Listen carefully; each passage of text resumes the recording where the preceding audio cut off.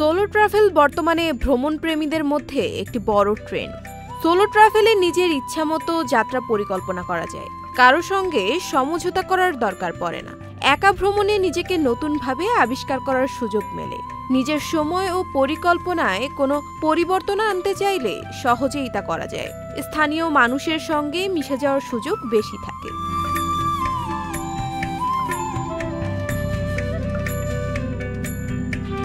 বাংলাদেশে solo travel করার জন্য দারুণ কিছু জায়গা আছে, যেখানে একা ভ্রমণ করেও প্রকৃতি, সংস্কৃতি এবং ঐতিহ্যের মিশ্রণ উপভোগ করা যায়।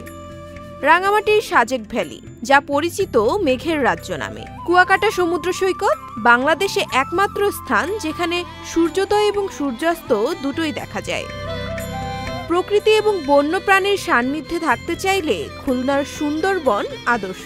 রয়্যাল বেঙ্গল টাইগার, কুমির, হরিণ, সুন্দরী গাছের ঘন বন, সাথে বিভিন্ন পাখির কলকাকলি। এছাড়াও সিলেটের রাতারগুল সোয়াম্প ফরেস্ট, জাফলং, নওগাঁর পাহাড়পুর বৌদ্ধবিহার সহ অনেক জায়গা রয়েছে যেখানে সোলো ট্রাভেলার হিসেবে আপনি যেতে পারেন।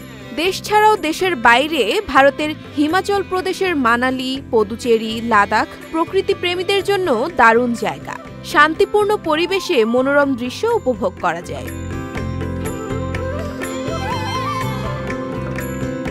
এছাড়াও থাইল্যান্ডের সমুদ্র সৈকত ও নাইট মার্কেট সোলো ট্রাভেলারের জন্য অসাধারণ। নিরাপত্তা এবং প্রযুক্তিগত আধুনিকতার জন্য সোলো ট্রাভেলে জাপান বর্তমানে জনপ্রিয় দেশ।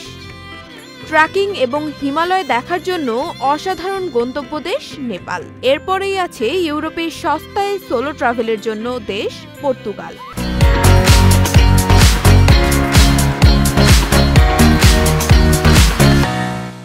তবে সোলো ট্রাভেল করতে হলে বেশ কিছু প্রস্তুতি রাখতে হয়।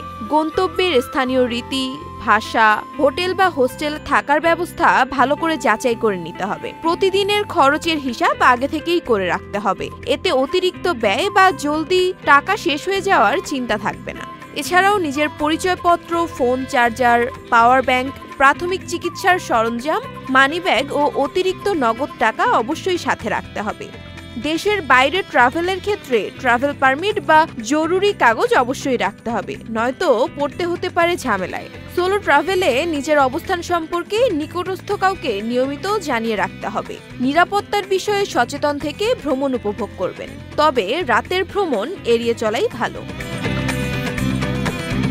Faria Kanak, channel I.